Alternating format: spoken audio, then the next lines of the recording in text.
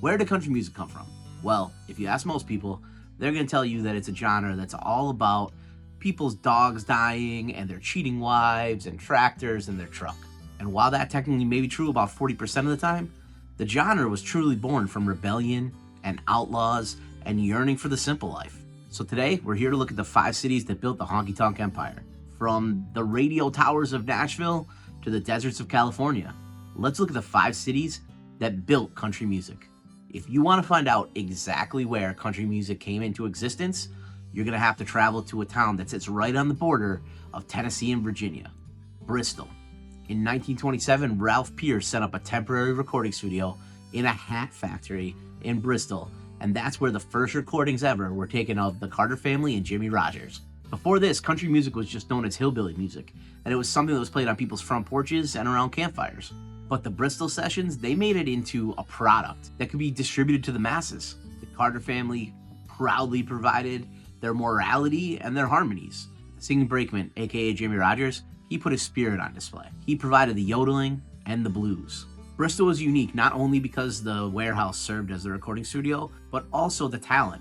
They basically let anybody come in that could carry a tune and brought a banjo across the state line. It was like American Idol if all of the contestants were wearing wool clothing. Bristol could almost be considered the Geneva of country music. It's where the folk traditions of the Appalachians came and they met the recording studios of the North for the first time. Without these sessions, country music would have remained a regional treasure, as opposed to the nationwide obsession that it would soon become. Now, let's talk about Nashville, Tennessee, the mother church. You can't talk about country music without talking about the 800-pound gorilla in the room. Nashville didn't just host the musical acts. It took the entire genre and turned it into an industry. For most of Nashville's musical history, everything centered around the Grand Ole Opry. In the 1940s and 1950s, it was pretty simple. If you played the Opry, you became a star. If you didn't, you were just some country bumpkin singing to your cow. And then in the 1960s, the nation was introduced to the Nashville Sound. This is when the city's top producers started adding strings and backing vocals to the songs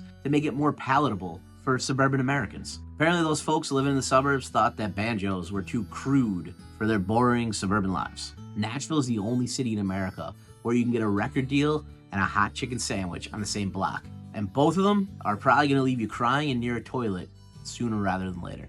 Most people don't like to admit it, but Nashville is a factory town. It just so happens that the products that they're manufacturing are songs and stars, and they usually pay out in heartbreak. Nashville is the capital of country music. It's where the best songwriters live. It's where the stars go to get polished. And it's where the Ryman Theater still stands and proves that even the most rebellious soul eventually wants a seat in the front pew. Now let's flip it over to the other side of the coin.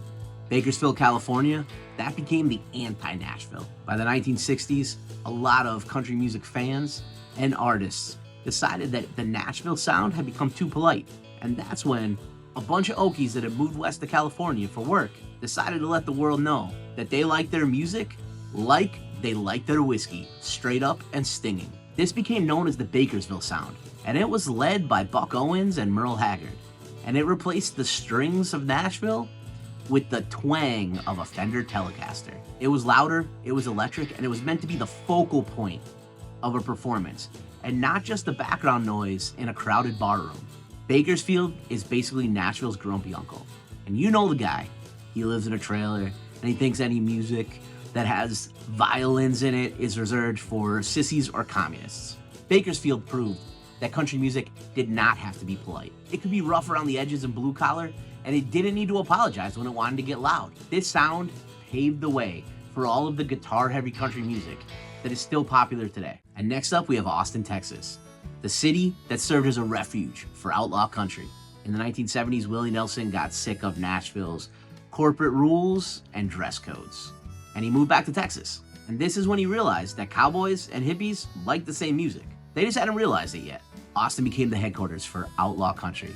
Along with Waylon Jennings, Willie pioneered a sound that was both stripped down but still rugged. They grew their hair long, they ignored the producers, and they told the record labels to shove it. And they played the music the way they wanted to. Austin is where country music went to get a tattoo and stop shaving. It's basically country music's gap year that it took to find itself. It's the only place that a guy in a cowboy hat and a guy in a tie-dye shirt could agree that mamas really shouldn't let their babies grow up to be cowboys. Side note, That's one of the greatest songs ever written. And Austin was able to cut into Nashville's stranglehold on country music. It proved that country music's truth didn't always need to be squeaky clean and polished. Sometimes the music just needed a beat-up guitar and some herbal inspiration. Finally, let's talk about where country music goes to retire. Branson, Missouri. I know what you're thinking. Wait, Branson? But hear me out. Sometimes to be considered influential, something doesn't always need to be hip and cool. In the 1980s and 1990s, Branson became the place that country music's aging stars went to live out the remainder of their career. It turned country music into a multi-billion-dollar family entertainment empire. It's where legends like Roy Clark and the Presleys, no relation to Elvis, built theaters and turned a love for country music into a pilgrimage for Americans. Branson's kind of like Las Vegas without the slot machines. I mean, that's if Vegas's only vice was eating too much fudge and everything there closed by 9 p.m. This is where corporate greed was able to turn country music into a theme park. Branson is so influential because it showed the pure economic might of the country music fan base. It proved that country music wasn't just a radio format.